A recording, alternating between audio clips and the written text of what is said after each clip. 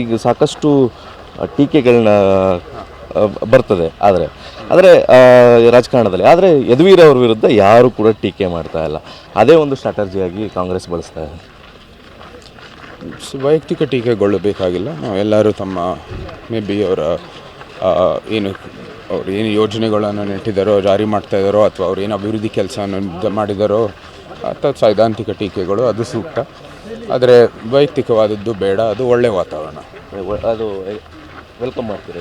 ಅದು ಸ್ವಾಗತ ಮಾಡ್ತೀವಿ ಸರ್. ಅದನ್ನು ಕೂಡ ಜಾತಿ ಲೆಕ್ಕಾಚಾರಗಳು ಶುರುವಾಗ್ತಾ ಇರುವಂಥದ್ದು. ಒಕ್ಕಲೆ ಅಭ್ಯರ್ಥಿ ಯದುವೀರ್ ಅವರ ವಿರುದ್ಧ ಇದ್ದಾರೆ ಅನ್ನುವಂಥದ್ದು ಕಾಂಗ್ರೆಸ್ನವರ ವಾದ ಇರೋದು. ನಾವು ಈ ಚುನಾವಣೆಯಲ್ಲಿ ನಾವು ಎಲ್ಲರೂ ಒಂದು ಸಮಾಜ ಆಗಿ, ಒಂದು ರಾಜ್ಯ ಆಗಿ, ಒಂದು ರಾಷ್ಟ್ರ ಆಗಿ ನಾವು ನಮ್ಮ ಮತ ಚಲಾಯಿಸಬೇಕಾಗಿರೋ ನಮ್ಮ ದೃಷ್ಟಿಕೋನವು ನಮ್ಮ ಭಾರತಕ್ಕಾಗಿ ಇವತ್ತು ಎಲೆಕ್ಷನನ್ನು ನಡೀತಾ ಇರೋದು. ಅದಕ್ಕಾಗಿ ನಾವು ಆ ನಿಟ್ಟಿನಲ್ಲಿ ನಾವು ಕೆಲಸ ಮಾಡ್ತೀವಿ. ಎಲ್ಲರೂ ಒಗ್ಗಟ್ಟಾಗಿ ತಮ್ಮ ಮತವನ್ನು ಚಲಾಯಿಸಬೇಕಾಗಿದೆ ಈ ದೇಶಕ್ಕೋಸ್ಕರ. ನಾಳೆ ನೀವು ನಾಮಪತ್ರ ಸಲ್ಲಿಸ್ತಾ ಇದ್ದೀರಿ ಸರ್. ಯಾವೆಲ್ಲ ನಾಯಕರುಗಳು ಇರ್ತಾರೆ?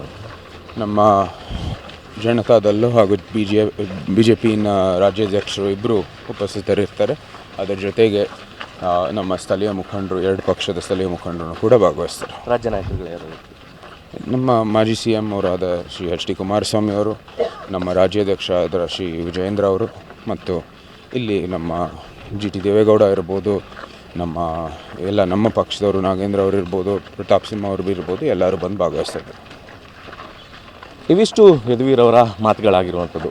ಕ್ಯಾಮ್ರಾ ಪರ್ಸನ್ ಪ್ರಮೋದ್ ಜೊತೆ ದಿಲೀಪ್ ಚೌಡಳ್ಳಿ, TV9 ಮೈಸೂರು.